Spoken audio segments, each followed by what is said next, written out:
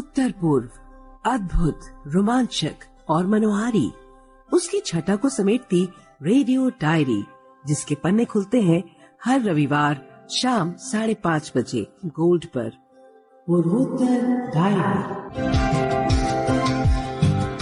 नमस्कार श्रोताओं, पूर्वोत्तर डायरी के एक ताजा अंक में आप सभी का स्वागत है। और हर रविवार शाम 5:30 बजे आपका पसंदीदा कार्यक्रम पूर्वोत्तर डायरी लेकर उपस्थित होता हूं मैं, कमल कुमार प्रजापति। आज आपके बीच फिर हाजिर हूं कार्यक्रम का एक नया अंक लेकर। पूर्वोत्तर डायरी। श्रोताओं, वसंत का मौसम है और वसंत के इस मौसम में हम नई फूल पत्तियों का स्वागत करते हैं। और ये वसंत का मौसम हमारे लिए एक प्रतीक भी है जो हमें ये संदेश देता है कि हम अपने पुराने विचारों और पुराने रूढ़ियों को छोड़कर नया कुछ करें, अपने अंदर जड़ता को खत्म करें और नया कुछ करने की कोशिश करें। और इस वसंत के मौसम का महत्व खास तौर पर भारत के पूर्वोत्तर हिस्से के लिए इस लिहाज से है क्योंकि पूर्वोत्तर हिस्सा पुष्पों और कृषि का एक प्रधान क्षेत्र कहा जाता है और यहाँ पर खासतौर पर ये मौसम एक नया रंग लेकर आता है। बहुत से महोत्सव यहाँ पर मनाए जाते हैं और नई कृषि का स्वागत होता है। इसीलिए आज हम आपको नागालैंड से एक खास रिपोर्ट इस कार्यक्रम में सुनवाने जा रहे हैं, जिसमें एक खास तरह के महोत्सव को मनाया जाता है, जिसमें जो पुरुष हैं वो इकट्ठे होकर त्योहारों के खत्म होने के मौसम को सेलिब्रेट करते हैं। तो हम इस रिपोर्ट के साथ साथ कुछ और अन्य पूर्वोत्तर राज्यों के हिस्सों में भी आपको लिए चलेंगे और वहां से भी कुछ गतिविधियां और कुछ रिपोर्ट्स सुनवाएंगे। जैसे सिक्किम में एक ब्लू ड्यूक महोत्सव शुरू हुआ है और ये महोत्सव सिक्किम की जैव विविधता को दर्शाता है। इसी तरह से हम आपको लिए चलेंगे मिजोरम, जहां पर एक पहल हुई है कि युवा विद्यार्थी जो सोशल मीडिया प्लेटफॉर्म्स हैं उससे हटकर किताबों की ओर भी रुख करें और अपने अंदर रचनात्मकता को बढ़ाएं। तो ये खास रिपोर्ट भी हम आपको सुनवाएंगे। और भी बहुत कुछ आपके साथ बातें करने के लिए इस कार्यक्रम में आज है, तो जुड़े रहिएगा इस पूरे आधे घंटे और इस कार्यक्रम का आनंद लेते रहिएगा। तो श्रोताओं, कार्यक्रम की शुरुआत हम करना चाहेंगे एक खास रिपोर्ट से। पूर्वोत्तर क्षेत्र विविध जनजातियों का क्षेत्र है और यहाँ की जनजातियां अलग अलग संस्कृति, परंपरा और कला का प्रतिनिधित्व करती हैं। न सिर्फ पूर्वोत्तर क्षेत्र का बल्कि पूरे भारत का दुनिया भर में ये विरासत और संस्कृति और परंपरा का प्रतिनिधित्व करती हैं। बहुत बड़ी संख्या में बसने वाली इन जनजातियों की अपनी खासियत है, अपना खानपान है, पहनावा है और संस्कृति में भी बहुत विविधता है। लेकिन जो विशेष बात इस क्षेत्र को बनाती है कि इन विविध जनजातियों में एक सामंजस्य है और यही सामंजस्य जो भारत में विविधता में एकता का एक खूबसूरत मंत्र है, उस मंत्र को ये पूर्वोत्तर क्षेत्र परिभाषित करता है। और 8 राज्यों में बसने वाली इन विभिन्न जनजातियों की उत्पत्ति कैसे हुई, ये जनजातियां क्या परंपराएं लेकर आगे बढ़ रही हैं और किस तरह से खुद में इन परंपराओं को जीवित किए हुए हैं, इस खास रिपोर्ट में हम विस्तार से सुनते हैं।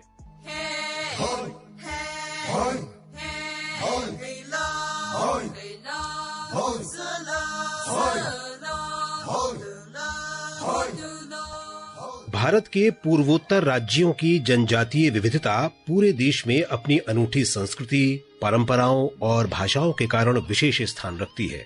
ये क्षेत्र अरुणाचल प्रदेश, असम, मणिपुर, मेघालय, मिजोरम, नागालैंड, त्रिपुरा और सिक्किम जैसे 8 राज्यों से मिलकर बना है। यहाँ 200 से अधिक जनजातियाँ निवास करती हैं, जिनकी अपनी अलग पहचान, रीति रिवाज और लोक कथाएं हैं। ये क्षेत्र अपनी समृद्ध सांस्कृतिक धरोहर, जीवंत उत्सवों और प्राकृतिक सुंदरता के लिए भी जाना जाता है।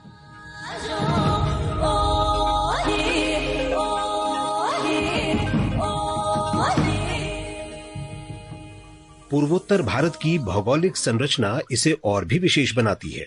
यहाँ घने जंगल, ऊंचे पहाड़, गहरी घाटियां और नदियां हैं जो इन जनजातियों की जीवन शैली को प्रभावित करती हैं।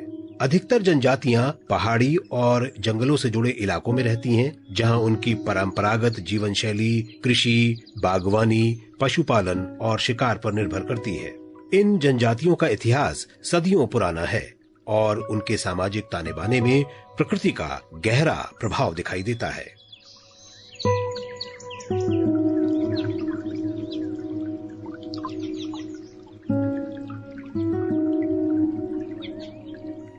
अरुणाचल प्रदेश में अनेक जनजातियां रहती हैं, जिनमें आदि, नीशी, अपतानी, टैगिन, मोनपा, वांचो और मिसमी प्रमुख हैं। अपतानी समुदाय अपनी अनूठी कृषि प्रणाली के लिए प्रसिद्ध है, जिसमें बिना बैलों के खेतों में धान की खेती की जाती है। मोनपा समुदाय का संबंध तिब्बती संस्कृति से है और इनका मुख्य धर्म बौद्ध धर्म है। इसी तरह वांचो और टैगिन जनजातियां अपने पारंपरिक वस्त्र, आभूषण और लोक कथाओं के लिए जानी जाती हैं।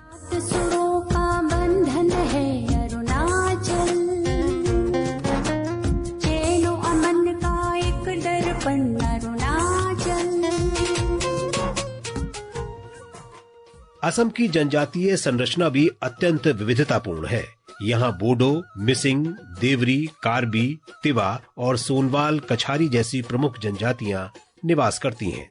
बोडो समुदाय असम के सबसे बड़े जनजातीय समूहों में से एक है और इनकी भाषा, नृत्य और संगीत इन्हें अलग पहचान दिलाते हैं। मिसिंग जनजाति ब्रह्मपुत्र नदी के किनारे अपनी विशिष्ट संस्कृति के साथ बसती है, जहां उनके बांस के बने मकान और परंपरागत हथकरघा उद्योग प्रसिद्ध हैं। मेघालय में खासी, गारो और जैंतिया समुदायों की परंपराएं विशेष रूप से ध्यान खींचती हैं।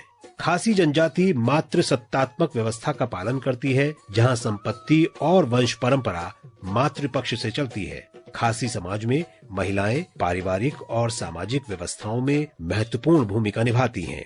गारो जनजाति अपने अनूठे पारंपरिक पहनावे, संगीत और लोक कथाओं के लिए प्रसिद्ध है। जैंतिया समुदाय खनन और कृषि से जुड़े हैं और इनकी सामाजिक व्यवस्थाएं भी मातृ सत्तात्मक स्वरूप की हैं।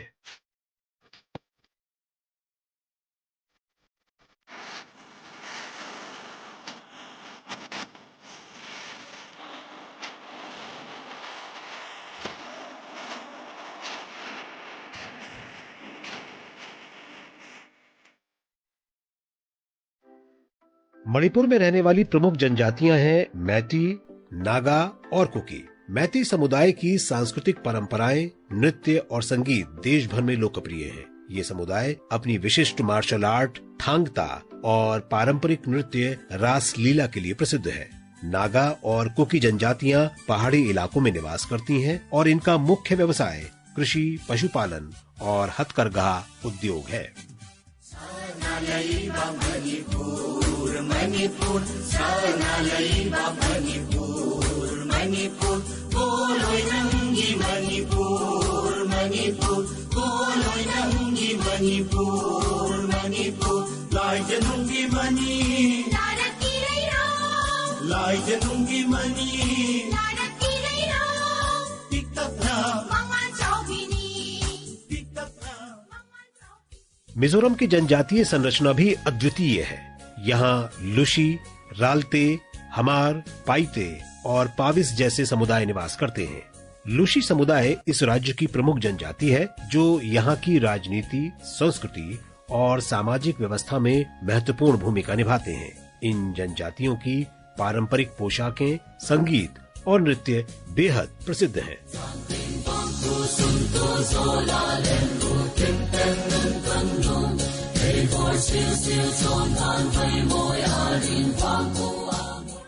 नागालैंड में नागा समुदाय की कई उपजातियां हैं, जिनमें अंगामी, एओ, सीमा, चांग, फोम और जेलियांग प्रमुख हैं। नागा जनजातियां अपनी वीरता और युद्ध कौशल के लिए जानी जाती हैं। इनका पारंपरिक आभूषण और पोशाक इन्हें अलग पहचान दिलाते हैं। यहाँ के हॉर्नबिल महोत्सव में नागा जनजातियों की रंग बिरंगी परंपराओं को प्रदर्शित किया जाता है, जिसे देखने के लिए देश विदेश से पर्यटक पहुँचते हैं।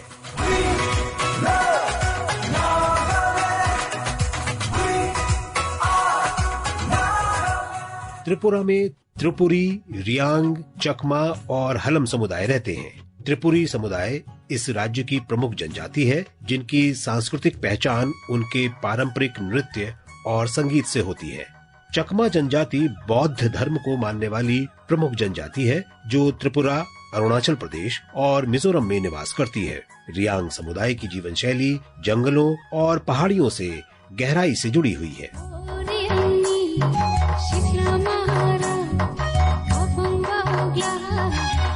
Shara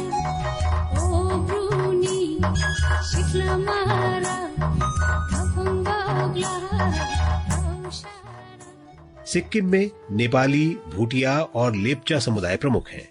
लेप्चा जनजाति को सिक्किम का मूल निवासी माना जाता है, जो प्रकृति पूजा में विश्वास रखते हैं। भूटिया समुदाय तिब्बती संस्कृति से प्रभावित है और इनका पारंपरिक पहनावा और भोजन तिब्बती शैली का होता है।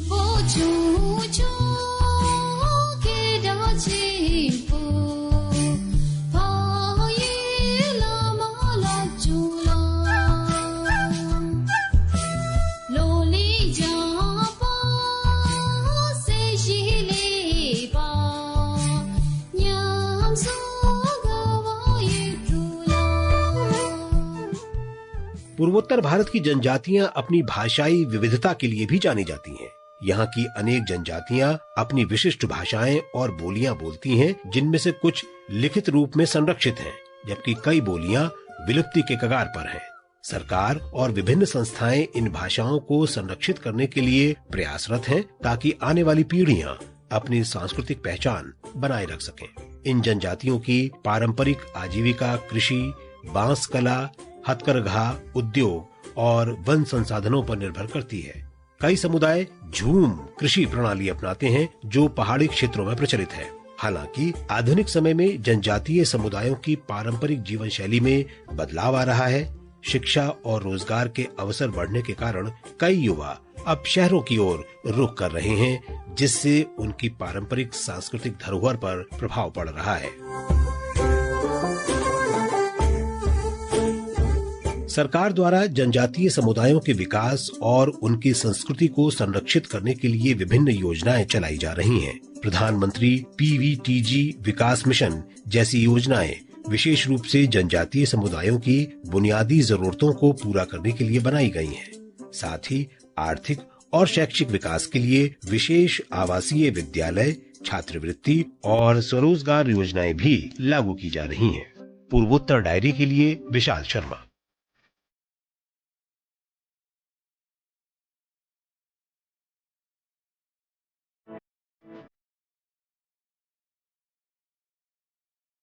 श्रोताओं, इस विशेष रिपोर्ट के बाद अब हम अपने क्षेत्रीय संवाददाताओं की अलग अलग खास रिपोर्ट सुनते हैं। सबसे पहले हम चल रहे हैं मिजोरम।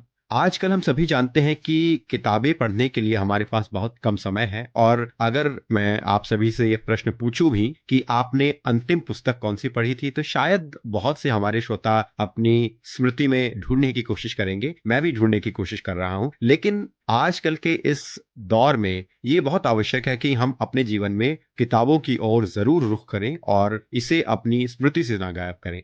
हालांकि आजकल हमारे पास YouTube, Facebook, WhatsApp और Instagram जैसे बहुत सारे सोशल मीडिया संसाधन हैं। खासतौर पर हमारे युवा और विद्यार्थी वर्ग इन संसाधनों पर ही समाचार और अन्य चीजें पढ़ते हैं, लेकिन ये आवश्यक है कि अपनी दिनचर्या में हम पुस्तकों को भी शामिल करें।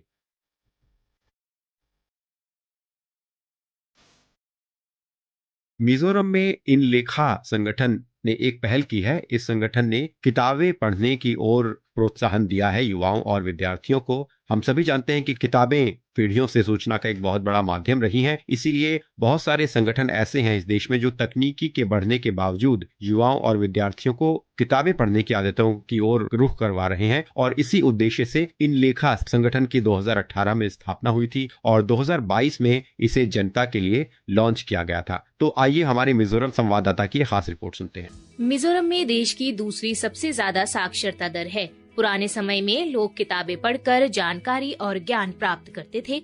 आजकल तकनीक के व्यापक प्रसारण के कारण मिजोरम के युवा और विद्यार्थी भी YouTube, Facebook, WhatsApp और Instagram जैसे सोशल मीडिया माध्यमों पर जानकारी जुटाने से पीछे नहीं हैं। तकनीकी प्रगति के बावजूद कुछ लोग मिजोरम राज्य में किताबें पढ़ने को बढ़ावा देने के प्रयास कर रहे हैं। ऐसे समय में जब तकनीक युवा पीढ़ी के लिए एक आसान उपकरण बन गई है, जिसके कारण विद्यार्थी और युवा YouTube, Facebook, WhatsApp और Instagram जैसे सोशल मीडिया से समाचार और अन्य चीजें पढ़ते हैं, वहीं मिजोरम में इन लेखा नाम का संगठन किताबें पढ़ने को बढ़ावा दे रहा है, जो पीढ़ियों से सूचना का प्राथमिक स्रोत रही है।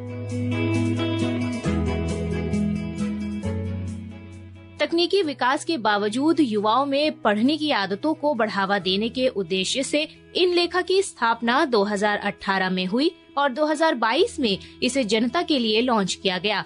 इन लेखा, जो कि एक बुक कैफे है, इस संगठन की ओर से उठाए गए कदमों के कारण कई लोगों ने अब किताबें पढ़ने की आदत फिर से शुरू कर दी है। आकाशवाणी आइजोल से बात करते हुए अनीता वेल नुनमावी कहती हैं कि कई विद्यार्थी उनके बुक कैफे में नामांकित हुए हैं, जो किताबें पढ़ने की आदत विकसित करने की दिशा में आशा की किरण है।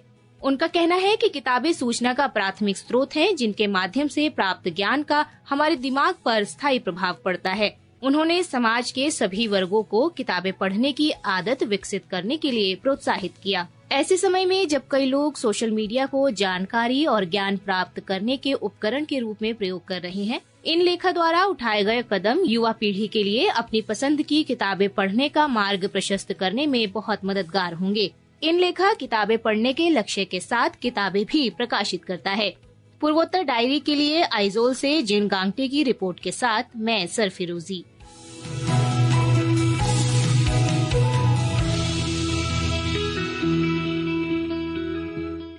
श्रोताओं, नागालैंड में हर साल एक विशेष त्योहार मनाया जाता है।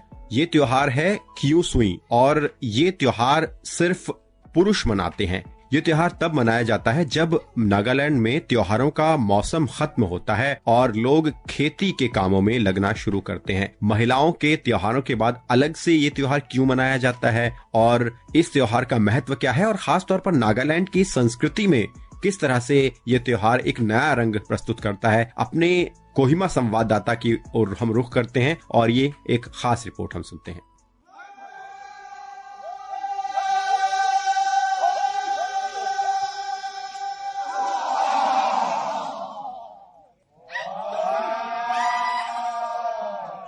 नागालैंड में त्योहार बहुत धूमधाम से मनाए जाते हैं। ये त्योहार नागालैंड की संस्कृति और जमीन से लोगों के जुड़ाव को दिखाते हैं। हर एक त्योहार अलग अलग जनजातियों का होता है और सब में खुशी, परंपरा और स्पिरिचुअलिटी होती है। इन त्योहारों में खान पान, नृत्य, संगीत और रीति रिवाज का बहुत महत्व है। ये त्योहार सिर्फ आनंद के लिए नहीं होते, बल्कि ये बताते हैं कि अब नया मौसम आ गया है, खेती का समय आ गया है। इस तरह के त्योहार ये भी बताते हैं कि लोगों के रिश्ते कितने मजबूत है। नागालैंड में एक त्योहार है क्योसिंगी। ये त्योहार सिर्फ पुरुष मनाते हैं और तब मनाया जाता है जब औरतों का त्योहार सायोकनी खत्म हो जाते हैं। इस त्योहार में पुरुष मोरुंग बनाते हैं, जो उनका एक खास घर होता है। इस त्योहार से पता चलता है कि अब त्योहारों का मौसम खत्म हो गया है और अब खेत में काम करने का समय आ गया है। आज हम आपको क्योसिंगी के बारे में बताएंगे, जो तिखिर नागा जनजाति का एक बहुत खास त्योहार है। The Kyusunyi festival begins with a proclamation from the head of Khels or village leaders announcing that the third day or Ramnai is the ideal time for celebration to start.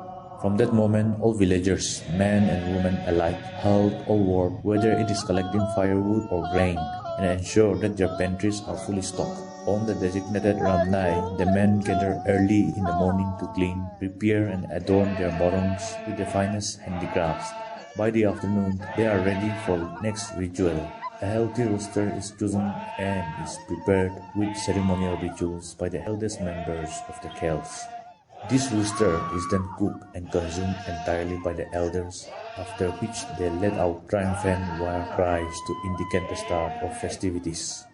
That evening, men of all ages come together to celebrate with dancing, singing and plenty of merriment. They sing songs of praise for their morung, comparing it to the beauty of hornbill and other majestic birds. The celebration continues on to the following day, carrying on until the ritual pongtiuk or setting down the cup, signaling the close of the festival.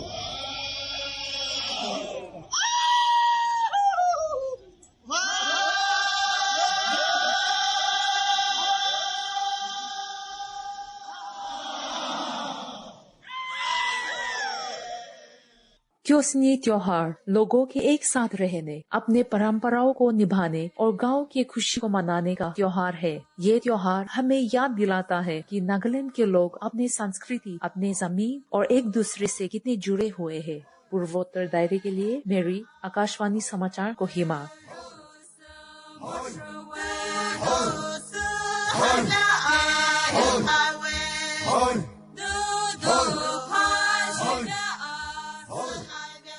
Nagaland से अब हम चलते हैं असम में। असम इन दिनों इसलिए चर्चा में है क्योंकि यहाँ पर एक बहुत बड़ा आयोजन होने जा रहा है। 2025-26 का गुवाहाटी में होने वाला एडवांटेज असम निवेश और बुनियादी ढांचा शिखर सम्मेलन चर्चा में है और 2025 के इस सम्मेलन के लिए बहुत सी तैयारियां जोरों शोरों से असम में चल रही हैं। खास तौर पर राज्य में कलाकारों और रचना क्षेत्र के लोग इसमें शामिल हों, इस मामले में रिहर्सल्स और तैयारियां जोरों से चल रही हैं और इन तैयारियों के लिए अधिकारी और मंत्री और तमाम तरह की व्यवस्थाओं को देख रहे हैं क्योंकि देश दुनिया से इस महोत्सव में बहुत से लोग शामिल होने वाले हैं और यही महोत्सव ये भी दिखाएगा कि किस तरह से असम की संस्कृति और विविधता पूरी दुनिया में महत्व रखती है। तो आइए इस महोत्सव की तैयारियों पर एक खास रिपोर्ट हम अपने सिलचर संवाददाता से सुनते हैं।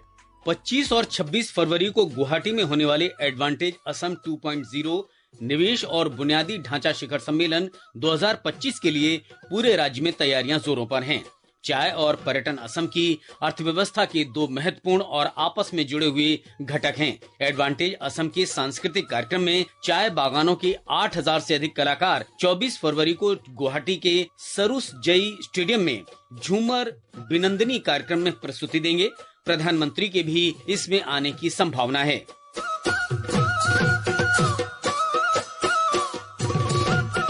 विभिन्न जिलों ने पहले से ही अपने कलाकारों का चयन और ग्रैंड फिनाले के लिए अभ्यास शुरू कर दिया है। इस कार्यक्रम में भाग लेने वाले बराक घाटी के 3 जिलों से चुने गए 346 कलाकारों के लिए मंगलवार से क्षेत्रीय झूमर नृत्य कार्यशाला शुरू हो गई है। जिला स्तर के अभ्यास पर राज्य के विभिन्न मंत्रियों द्वारा निगरानी की जा रही है। मंत्री जयंत मल्ला बरुआ और कौशिक रॉय सिलचर कार्यशाला में उपस्थित थे। पूर्वोत्तर डायरी के लिए सिलचर से सरस्वती भट्टाचार्य की रिपोर्ट के साथ मैं मुकेश कुमार।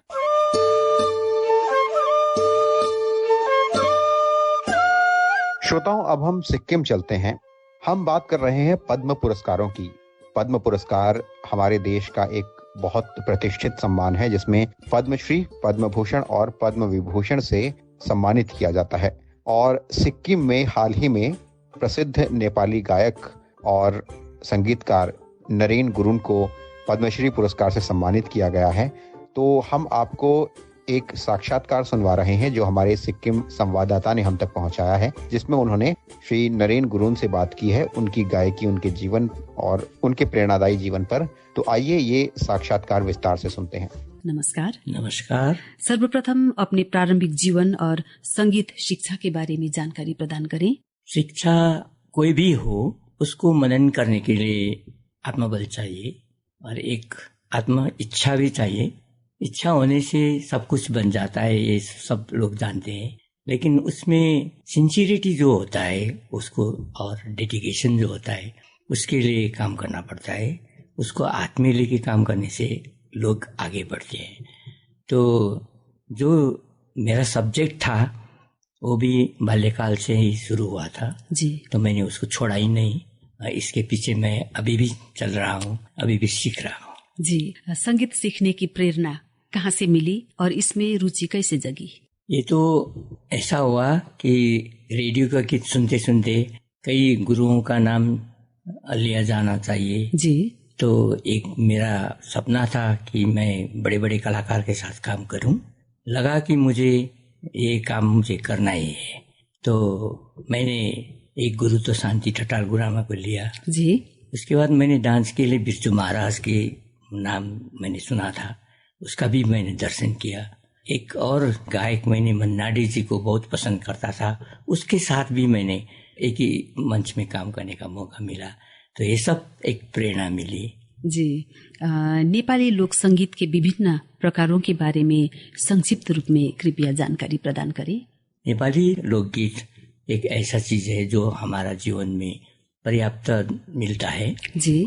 तो ये है कि हमारा खान पान, रहन सहन, जो जीने का एक तरीका होता है, जो खेती पाती होती है और शादी ब्याह, ये सब में हम हमारा गीत संगीत का चीज रहते हैं जी। उसको लेना बहुत जरूरी होता है जी। जैसे दशहरा में मालश्री गाया जाता है, दिवाली में भैलिनी गाया जाता है, उसी तरह से पूजा पाठ में बालन, संगीनी, ये गाया जाता है। और खेती बाड़ी में तो हर एक खेती बाड़ी में गीत होता है। तो हम लोग इसको अपनी भाषा में बोलते हैं भाका। तो हम लोग का एक एक गली में एक एक जगह में अपना अपना भाका मिलते हैं। तो बहुत सुंदर होता है वो, और गाने में भी मजा आता है। अभी आप क्या कर रहे हैं और भविष्य में क्या करने की योजना है? अभी मेरे पास बहुत सारे काम पड़े हुए हैं जी।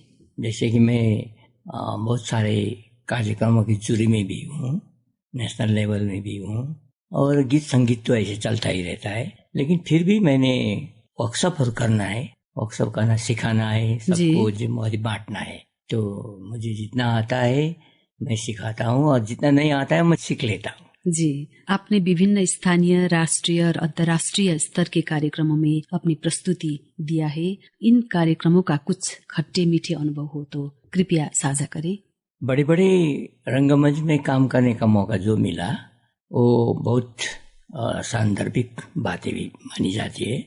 जैसे भोपाल में लास्ट ईयर उपसर्ग एक प्रोग्राम था, वो बहुत बड़ा था। संगीत नाटक अकादमी का देशकार एकदम बहुत बड़ा प्रोग्राम था। और इंदिरा गांधी कला केंद्र का एक प्रोग्राम था, उसमें बड़े बड़े संगीतकारों ने काम करता है, उसमें भी मुझे एक मौका दिया गया, वो भी बहुत बड़ा काम हुआ।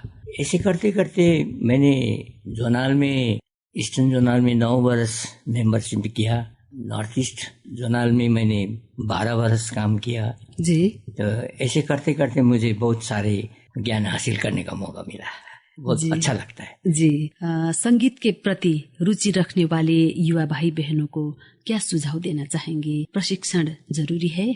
प्रशिक्षण तो एकदम जरूरी होता है, क्योंकि अपनी लियाकत में जितना भी काम करते हैं वो तो छोटा मोटा ही होता है ना? जी। तो जब हम सोचेंगे कि ये बड़ी चीज है, ये बड़ी औकात के साथ हमें लेना चाहिए, अच्छे विचारों के साथ लेने से ठीक होता है ना। तो इसलिए कोई भी संगीत हो, किसी का भी हो, वो हम ले सकते हैं और लेना भी पड़ता है।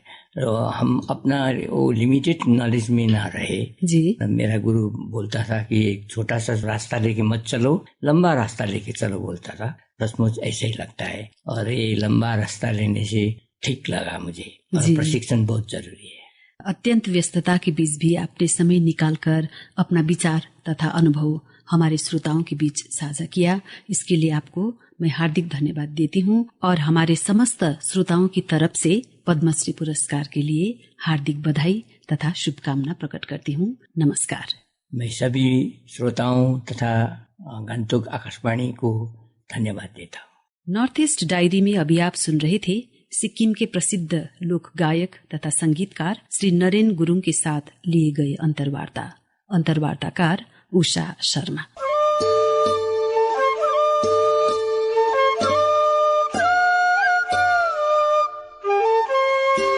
श्रोताओं, ये कार्यक्रम आपको निश्चित तौर पर पसंद आया होगा। आप अपनी प्रतिक्रिया हम तक पहुंचा सकते हैं। आप हमसे जुड़ने के लिए हमें ईमेल भेज सकते हैं, हमें व्हाट्सएप के माध्यम से अपना संदेश भेज सकते हैं और इस कार्यक्रम में सुझाव हम तक पहुंचा सकते हैं। हमारा ईमेल आईडी है airnsdtalks@gmail.com और व्हाट्सएप नंबर है 9289094044।